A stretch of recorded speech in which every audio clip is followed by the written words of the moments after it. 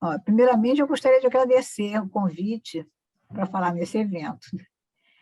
Foi uma oportunidade de rever toda a minha trajetória profissional e relembrar com grande emoção muitos acontecimentos e colegas. Fico até emocionada, desculpa. Nos anos 50, havia o curso superior de nutrição que era oferecido pelo SAPS, o Serviço de Alimentação da Previdência Social, o que era excelente, porque o próprio SAPS oferecia o estágio. Sendo assim, a gente terminava o curso já capacitadas para o exercício profissional.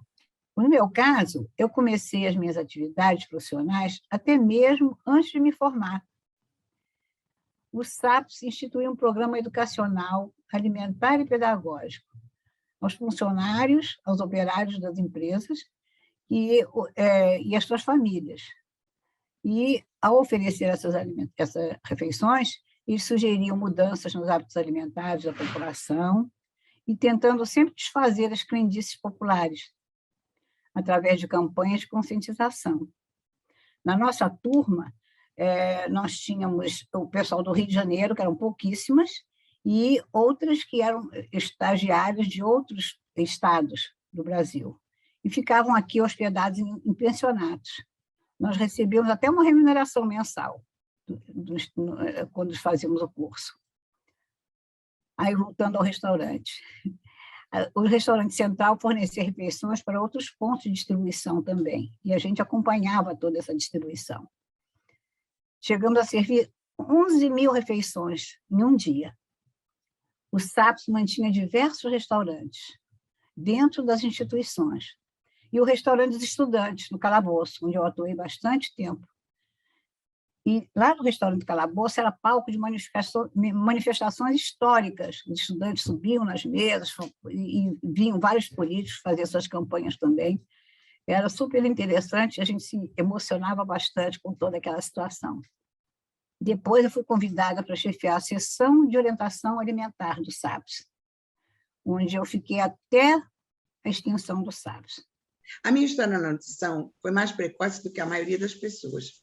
Eu devia ter 5, 6, 7, 8, 10 anos, 4, e o meu pai, ele fundou a nutrição, era todo aquele tempo que depois começou o SAPS, em 1940, e aí eu não era nem nascida, né? Então, na verdade, desde pequena, eu chamava de tio, e meus parentes, assim, do tipo de fim de semana em Teresópolis, era nada menos que Dante Costa, Josué de Castro. Então, eu me alimentei de nutrição e de papos de nutrição e de coisas sobre nutrição toda a minha vida. Bom, nós começamos com o SAPS em 40, que foi quando começou o primeiro curso, né, devido a Getúlio Vargas e aos restaurantes populares. E, com isso, em 1943, nós tivemos os cursos técnicos e profissionalizantes. Começamos com 2 anos, começamos apenas exigindo ginasial, justamente porque tinha que ter mão de obra orientando os restaurantes populares. Com tudo isso, como é que aconteceu? Depois, em 1962, nós tivemos com o Conselho Federal de Educação os nossos cursos sendo conhecidos, porque, na verdade, antes não era dessa forma. Nós éramos segundo grau, volto a dizer, e éramos técnicos. Quem dirigiu a escola de nutrição foi para Brasília e batalhou nós termos de terceiro grau e de nível superior, foi nada menos que o meu pai, professor Antônio Mendes Monteiro. Então, junto com esse pacote que nós éramos agora de nível superior, ele disse: não faça geografia e história que você ia fazer nesse vestibular e faça nutrição, porque você vai mudar o país e vai melhorar a sua pátria.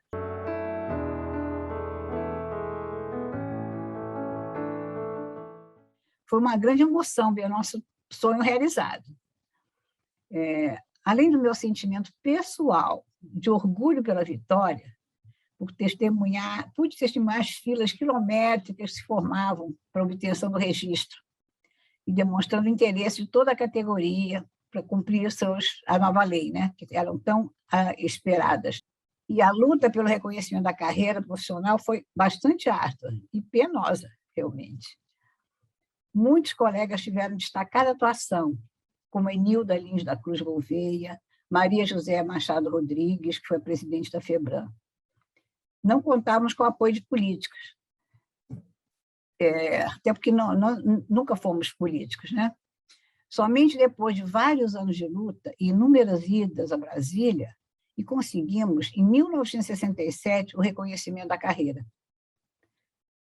E mesmo sendo a primeira presidente do Conselho Regional de Nutricionistas da 4ª Região, eu ofereci a inscrição número 1 para a nossa vice-presidente, a Enilda Lins da Cruz Gouveia, que também batalhou muito para o reconhecimento da nossa profissão.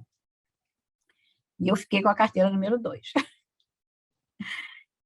E para a entrega das primeiras carteiras do CRN, nós organizamos uma solenidade no auditório do Senai, ali na Marise Barros. Foi excelente, onde nós aproveitamos para homenagear e agradecer todas aquelas autoridades que nos prestigiaram e nos ajudaram. E ali foi uma cerimônia belíssima. As primeiras carteiras foram distribuídas com uma pompa enorme, as pessoas foram com as famílias, subiam ao palco para receber suas carteiras, e foi assim, uma homenagem espetacular. Isso passa assim na minha imagem o tempo todo. Eu estava entrando para a UERJ, o conselho nascendo, o CRN4, correto? Junto comigo. E a UERJ veio do Anis Dias, que, com a fusão de 75, ia morrer um curso de nutrição. O conselho já começa, junto conosco, do Instituto de Nutrição da UERJ, tentando ser autônomo. O conselho já começou arregaçando a manga e ajudando a gente. Então, em 84, nós tivemos a autonomia do Instituto de Nutrição da UERJ e em muitas associações, né, de ANERJ e tudo mais, e o conselho, começando, nos ajudou nisso.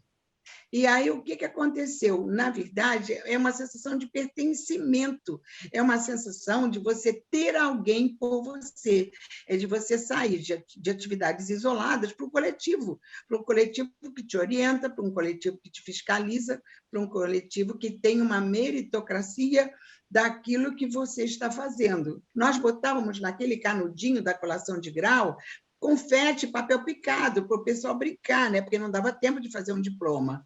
Aí nós passamos a poder fazer o provisório do conselho. Aquilo era o maior orgulho, a maior alegria para as pessoas. Então, o conselho, o meu sentimento de pertencer ao conselho foi um sentimento de vitória, de fortaleza, de acolhimento, e talvez a palavra pertencimento, talvez, entendeu? O sentimento, ao me inscrever, era exatamente disso. Nós não somos mais pessoas isoladas. Nós não somos mais um bando de idealistas brigando. Nós somos pessoas que temos companhia e estamos muito bem acompanhados.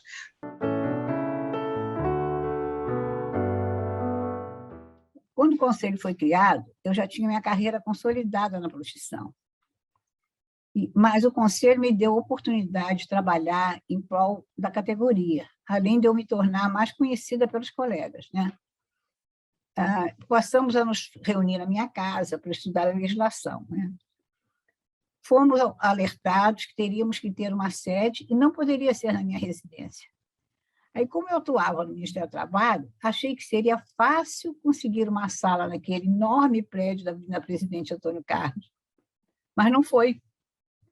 A primeira sala me foi negada. Devido ao meu bom relacionamento no Serviço de Higiene e Segurança do Trabalho, onde havia trabalhado há algum tempo, eu consegui lá um espaço, embaixo de uma escada, acoplado a um balcão, que serviu para atendimentos profissionais. O balcão foi um local ótimo, que nós podemos realmente nos estender. Ou seja, que nem sala era apenas um espaço. E como não tínhamos armários, levávamos todo o material para casa diariamente, parecendo até camelô. Depois, há alguns meses, conseguimos arrecadar um montante suficiente para a compra da primeira sala, onde implantamos a primeira sede do CRN, na Avenida Graça Aranha. Aliás, foi o primeiro conselho regional a ter sede própria. Mais tarde, compramos um conjunto de salas em frente, aumentando o espaço para atendimento com mais conforto. Me lembro que a colega e professora Liselotte Ornelas, muito conhecida e prestigiada, não pôde se inscrever no conselho, por ter se formado em nutrição na Argentina. Ela, então, resolveu doar o valor da sua inscrição ao conselho.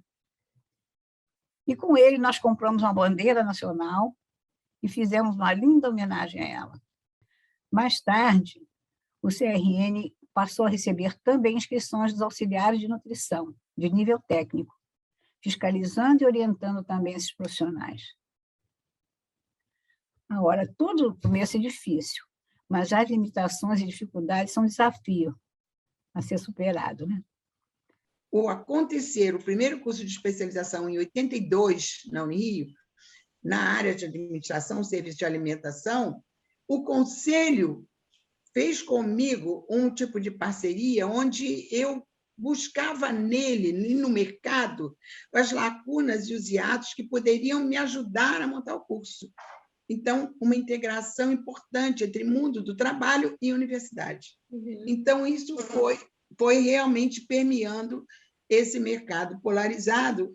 Então, esse foi o cenário, digamos assim, que eu vi para dizer para você. Talvez eu resumisse numa frase: necessidade de valorização do profissional, necessidade de que ele realmente corresse atrás muito agilmente de se posicionar e de se realmente se reinventar, certo?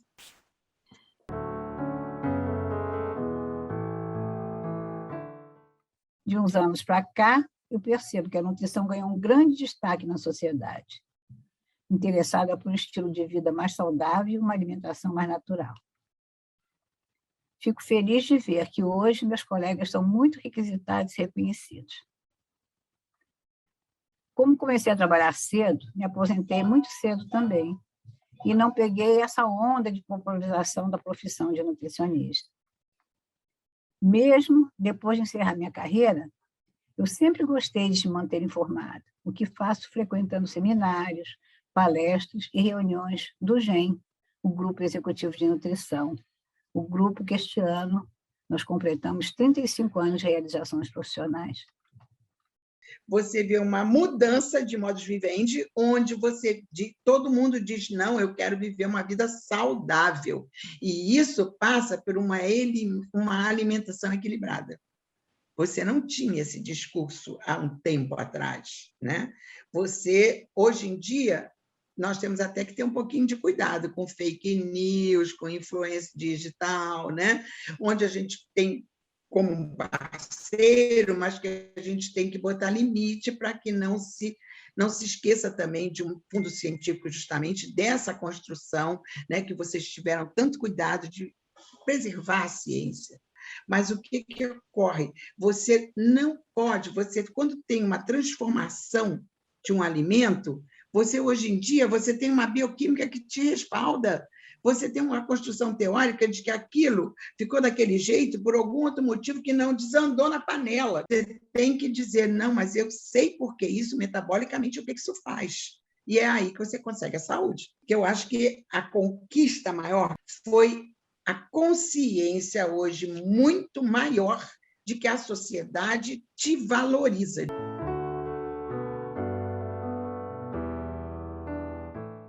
A nutrição, assim como todas as ciências, tem constante evolução, né? E para acompanhar é preciso estar sempre estudando, se atualizando, porém sem dar importância a modismos. Procurar fazer sempre uma anamnese cuidadosa, ouvindo pacientemente, o paciente, cliente, no caso, com atenção. Então, o que eu digo, talvez, para vocês vai aprender plataforma digital, gente, vai ser inquieta, vai aprender de que a equipe interdisciplinar não é mais aquela só de saúde, com médico, enfermeiro, nutricionista, por exemplo, de um CTI, de uma pandemia. Ela é com artista, ela é com ator, ela é com educador. Seja inquieta, seja corajosa, seja ética. Você sabe uma coisa positiva da pandemia? Você, hoje em dia, clica um botão pela rede social e você vê os grandes países sendo dirigidos pela rede social.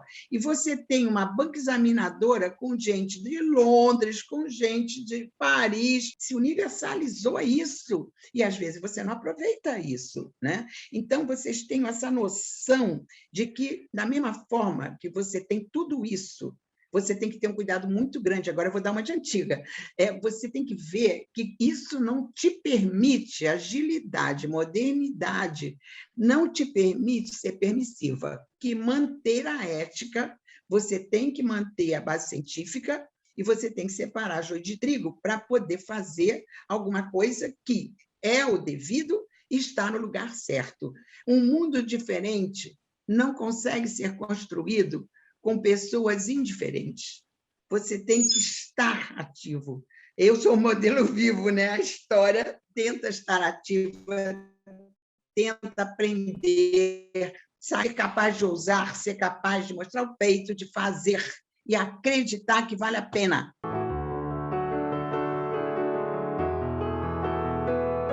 Que desbravamos posições com reconhecimento através de muito trabalho. Somos profissionais de saúde e educadores, com o importante papel de orientar as pessoas sobre alimentação, base para a construção da saúde e bem-estar. E parabéns a todos os profissionais. Eu acho que, ao parabenizar os profissionais, eu estou parabenizando o nosso conselho, que é o órgão fiscalizador da nossa profissão, né? Parabéns ao CRN4, com certeza. Então, eu queria te dar meus sinceros parabéns, né? De dizer que, na verdade, a importância do CRN4, ela tem, inclusive, uma situação de elegância.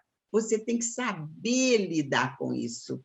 E o conselho, ele faz um pouco de cada coisa, fora o principal dele, que é fiscalizar, orientar e tudo mais, com elegância. Ele não invade, ele chega em N múltiplas tarefas, mas com pertinência, com sabedoria. E eu sinto no conselho muito toda essa minha emoção, toda essa minha paixão da nutrição, eu tenho sentido isso. Começamos com um nutricionista trabalhando com copeiro, e ele nem perto, e depois nós acabamos com um cursinho, onde, no primeiro canal do Rock Talk, o nutricionista que falava. Então, eu quero, bater palma como aquilo bonitinho do WhatsApp que a gente manda, entendeu? E dizer que vale a pena. Se as coisas são inatingíveis, ora, não é motivo para não querê-las. Que tristes seriam os caminhos se não for a presença distante das estrelas. É de Mário Quintana.